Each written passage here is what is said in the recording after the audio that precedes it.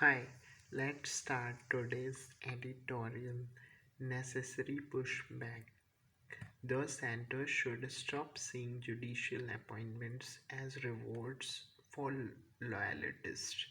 The Supreme Court Collegium has done well to push back against the Union government's attempt to block the appointment of some advocates as High Court judges. The three-member collegium, which makes recommendations for High Court appointments, has reiterated its decision to elevate lawyers Saurav Kirpal to the Delhi High Court, R. John Satyan to the Madras High Court, and Sameshekar Sudarshan to the Bombay High Court.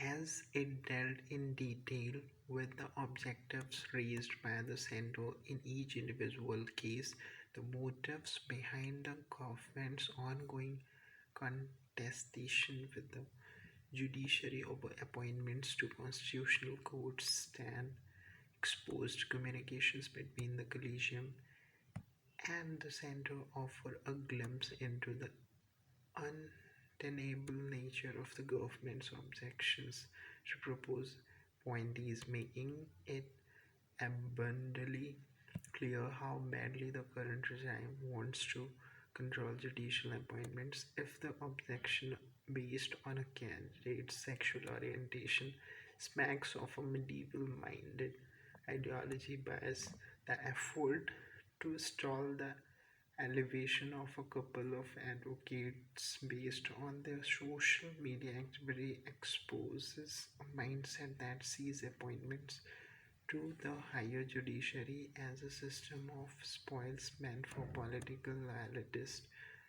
As the Collegium has pointed out, neither the sexual orientation of Mr. Kirpal nor the airing of political views by the other two advocates will impinge on their suitability or integrity.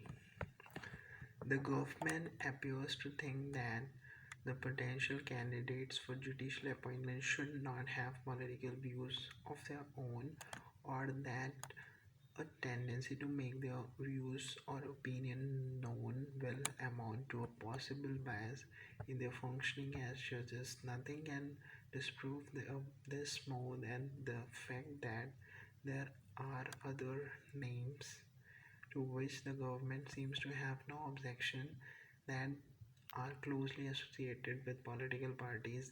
Indeed, one can say that the history of judicial appointments is replete with instances of government law officers who invariably enjoy the confidence of the political leadership at the center or the states, and lawyers who represent political leaders being offered positions on both the Supreme Court and High Court benches. The objection based on sexual orientation is particularly appalling as it is contrary to the constitutional position against discrimination based on sex or sexual preferences. The viewpoint that the collegium system of appointments is flawed as is opaque and tends to reduce the zone of consideration is